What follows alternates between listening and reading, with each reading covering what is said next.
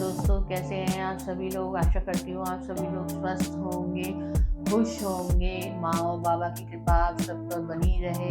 दोस्तों, मैं बहुत टाइम के बाद आप लोगों के सामने इन फ्रंट हूँ और मैं कुछ बोल रही हूँ, क्योंकि काफ़ी टाइम से मैं चाह रही थी लेकिन मैं नहीं बोल पा रही थी। तो दोस्तों, आज से मैं कोशिश करूँगी कि जो भी वीडियोज़ है मैं आपके सामने अपने फेस टू फेस डाल पाऊँ। तो दोस्तों, आज का जो टॉपिक है वो है कि माता काली की भक्ति से हमें क्या प्राप्त होता है।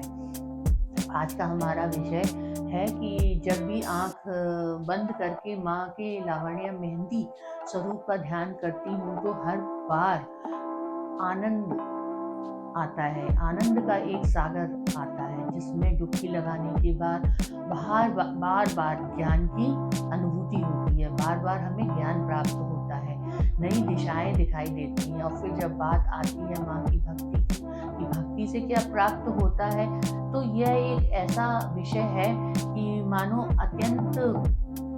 अत्यंत सागर को बांधने की हम कोशिश कर रहे हैं, लेकिन ऐसा हो नहीं सकता, क्योंकि माँ की जो भक्ति से जो प्राप्त होता है वो हमारी सीमित बुद्धि, सीमित सोच से बहुत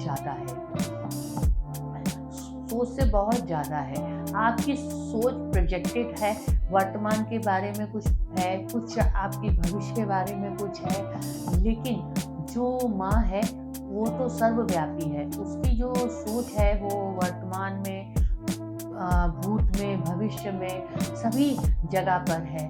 तो वहाँ तक तो हमारी सोच पहुँच नहीं पाती। माँ की भक्ति से बहुत ही बहुमूल्य चीज़ें प्राप्त होती हैं, जिनसे सबसे पहला है कि हर प्रकार के भय और विशेषकर मृत्यु के भय का अंत हो जाता है, दूर हो जाता है। जब आत्मानुभूति होती है तब साधक एक भक्त, उसकी प्रायोरिटी आत्मज्ञान होती है, स्वयं को जानने की होती है। सांसारिक भक्ति विषयों की होती है, नहीं होती। ऐसा नहीं होता कि माँ की पूजा करने के साथ ही सब चीज़ें घटना शुरू हो जाती हैं। इसके लिए आपके अंदर भाव होने चाहिए, भाव पैदा होने चाहिए। यदि आप मन से धन, सफलता, भौतिक सुख, दोस्तों, माँ तो आपको वह देगी, क्योंकि माँ अपने भक्तों को खाली नहीं लौटाती, बहुत जल्दी उनकी हर मनोकामना पूरी करती है। लेकिन यदि स्वयं करें, जानने का भाव, अपने अंदर स्वयं को जानने का भाव लाएं, आपके अंदर होगा एक आत्मानुभूति का भाव कि मैं कौन हूँ, क्योंकि यह शरीर तो मैं नहीं हूँ। इस सत्य को जानने के बाद जब भाव यदि आपके मन में पैदा होगा तो भी माँ आपके सामने सारी चीजें स्पष्ट करेगी, आपके सारे संशय दूर करेगी, मोह माया से बंधन को काट देगी। आज देखिए, आपकी चॉइस आपकी है। आप क्या मांगते हो? आप माँ से क्या सिर्फ भौतिक सुख सुविधाएं ही मांगते हो? केवल माँ से एक सीमित मांग का क्षेत्र है आपका जो आप मांग रहे हो, परिवार का सुख, या इससे आगे का कुछ मांगते हो? तो आपकी सोच के ऊपर निर्भर करता है।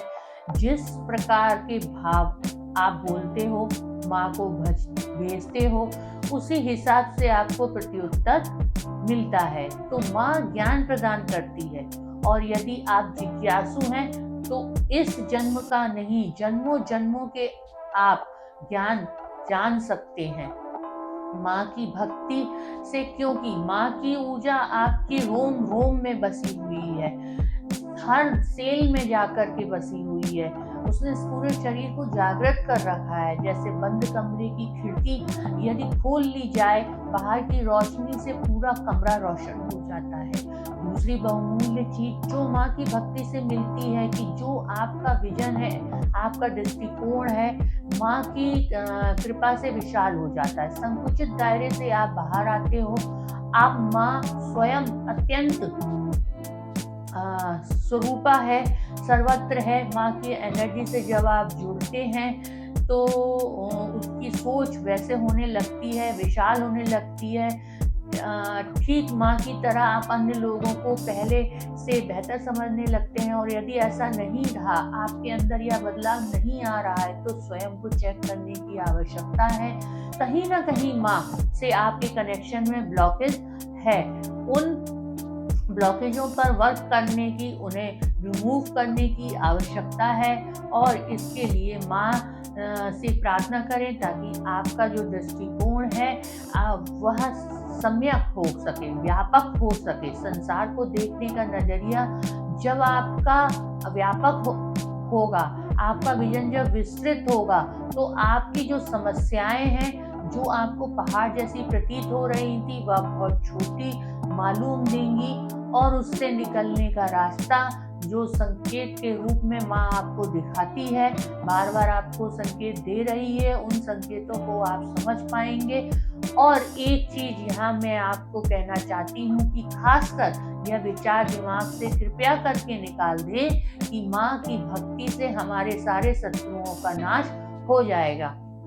शत्रुओं के नाश के लिए माँ है, इस प्रकार के भाव मन से निकाल दे, क्योंकि असलियत में ऐसी सोच आपका खुद का अहित करती है, और यह आगे चलकर आपको पता चलता है। आपने संकुचित दायरे के कारण मनुष्य को बाहर के शत्रु दिखाई देते हैं, लेकिन जो वास्तव में उसके शत्रु हैं, जो वास्तव में उसका नाम कर सकते हैं, है चित्त में पड़े हुए विकार, लोभ, मोह, माया, ईर्ष्या, ऐसी जो चीजें हैं वो भी आपके शत्रु हैं। लेकिन माँ की निरंतर भक्ति के में यह विकार दूर होते हैं, चित्त निर्मल होता है, और फिर ऐसे हृदय में माँ का सदैव के लिए वास होता है। तीसरा, वह मूल्य अनुभव जो कि माँ की भक्ति से प्राप्त होता है। ऐसा अनुभव होता है कि माँ आसपास है, माँ हमेशा हमारे साथ है। सपन में माँ हमेशा साथ है। स्वप्न में तो माँ के दर्शन होते ही हैं।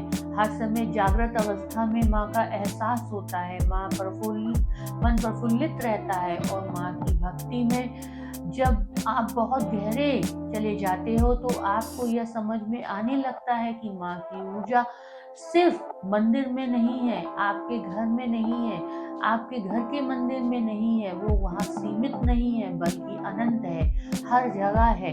माँ की सच्ची भक्ति जब पैदा होती है, तब यह अनुभव होता है कि सूरज की किरणें जो एक जगह को आलोकित कर रही हैं, वह हवा बह रही है, चारों तरफ ये फूल, पत्ते, पौधे खिल रहे हैं, इन सब में माँ साक्षात विराजमान है, क्योंकि वह अनंत है। उनकी ऊर्जा को सिर्फ एक विग्रह में सीमित नहीं कर सकते। विग्रह मंदिर माँ की ऊर्जा का अंश मात्र है, और माँ की भक्ति में आगे चलकर जब ऊर्जा भक्ति की बहुत निर्मल हो जाती है, विकार मुक्त हो जाती है, दोष मुक्त हो जाती है, तो आप जहाँ होते हैं, आप चाहें आसन पर बैठे हो या जमीन पर बैठे हो, इससे कोई फर्क नहीं पड़ता। आपने माँ के लिए जो जलाई है, नहीं जलाई है, इसके भी कोई फर्क नहीं पड़ता। भौतिक चीजों से माँ से आपकी कनेक्टिविटी है, वो छीड़ नहीं होती, क्योंकि माँ अपने भक्तों के हृदय में निवास करती है। हर समय आप में कनेक्टेड रहते हो, तो फिर बाहरी रूप से आप सांसारिक कार्यों में लिप्त हो सकते हो, लेकिन अंदर माँ का चित्त चलता रहता है, उनके नाम या मानसिक जाप चलता रहता है। यह बहुत बड़ी उपलब्धि है। भक्ति का एक बहुत ऊंचा एक लेवल है, जब संसार में रहते हुए भी, सभी सांसारिक उत्तरदायित्वों की पूर्ति करते हुए भी अंदर माँ से जुड़े हुए रहते हैं। एक ही क्षण निरंतर भक्ति से यह बहुमूल्य चीज भक्तों की माँ की कृपा से प्राप्त होती है। अगली कृपा जो माँ की से प्राप्त होती है, माँ के जो भक्त हैं वह हमेशा आनंद में रहते हैं, उनको प्रसन्न रहता है। हालांकि ये थोड़ा आगे की स्टेज है। माँ की भक्ति में प्रारंभिक चरणों में बहुत सी परीक्षाएं भी होती हैं, बहुत सी चुनौतियां भक्तों को झेलनी पड़ती हैं, लेकिन जब माँ की भक्ति में मन दृढ़ होता है, मन में यह अटूट विश्वास होता है कि माँ साथ है, तो इन चीजों से माँ की कृपा से प्राप्त हो जाते हैं, और उसके बाद आनंद की एक स्टेज आती है, और जीवन सहज सरल हो जाता है। बहुमूल्य चीजें भक्तों को प्राप्त होती हैं। माँ अपने भक्तों के सभी भ्रमों को दूर करती है, माया मोह का नावरण को काट देती है। माँ की निरंतर भक्ति में क्योंकि ज्ञान की प्राप्ति होती है तो सही और गलत का अंतर पता चल जाता है। माँ आपके आसपास के लोगों की असलियत आपके सामने लेकर आती है। आपकी भौतिक आंखें जहाँ नहीं देख पाती, माँ वह सब कुछ आपको दिखाती है प्रत्यक्ष रूप से। तब मोह के बंधन आपके कटते हैं, पीड़ा तो होती है लेकिन सत्य का पता चलता है। यही मायनों में जब आपकी आत्मा का विकास होता है, जब आपको पता चलता है कि यह जो सारा जगत है, सारा संसार है, जो हमारे आसपास घटित हो रहा है, यह सब भ्रम है, इसमें सत्यता नहीं है, यह झूठ है। और तब आप सत्य को खोजने का प्रयास करते हैं और उस अंतः ऊर्जा से, माँ की ऊर्जा से अंतर काल के लिए जुड़ जाते हैं।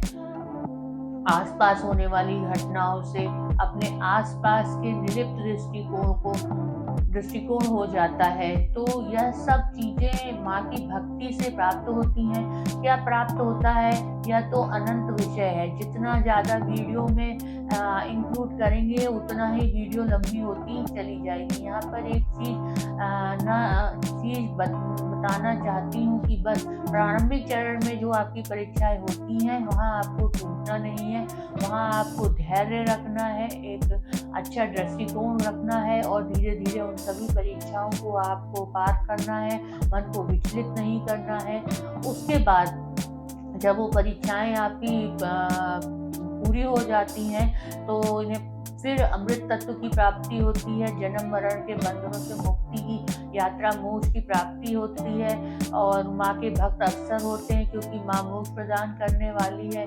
तो दोस्तों, आज की वीडियो आपको कैसी लगी आप जरूर बताइएगा। अगर आपकी आज की वीडियो आपको अच्छी लगी हो तो मेरे चैनल को सब्सक्राइब करिएगा, वीडियो को लाइक एंड शेयर करिएगा। मिलते हैं नेक्स्ट वीडियो में, तब तक के लिए जय महाकाल।